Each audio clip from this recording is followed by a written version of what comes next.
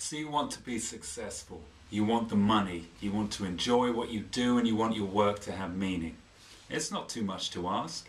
Everybody has the right to be successful. However, if you follow the system's rules, it ain't gonna happen. It'll tell you to work hard, keep your head down, and play the game. And while after many, many years this might make you rich, it probably won't give you that inner feeling of success.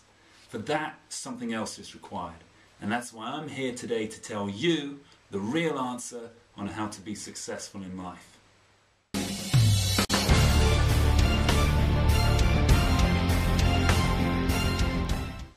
Some people may consider what I'm about to tell you dangerous. However, as with most things, it's the knowledge that runs counter to conventional wisdom, which is the advice that works. So if you want to become successful in life, there's one thing that you need to know. Get obsessed.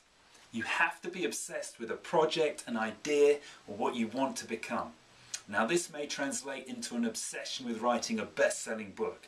It might be an obsession with running your own consultancy business, or it may be an obsession with campaigning on a particular political or humanitarian issue. Whatever it is, the object of your obsession has to have a deep personal meaning to you. It has to connect with you on an emotional level. So before we go any further, I have to make something crystal clear. When I say get obsessed, I mean get obsessed. The thought of what you want to do or become has to utterly dominate your mind. You have to think about it all day long.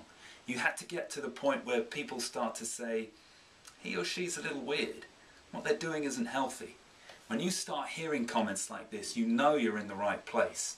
Not only will you develop the energy and focus needed to make your dream happen, adversity and failure will no longer affect you.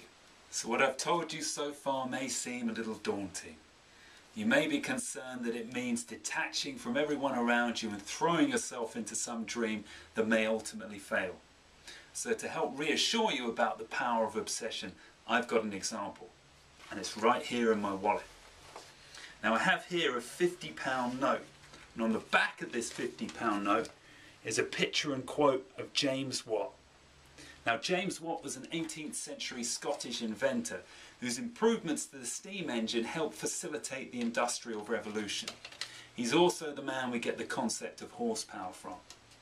Now this quote underneath his picture says, "I can think of nothing else but this machine." Sounds like simple words, but they're actually very profound because they give you an insight into the mind of a master inventor.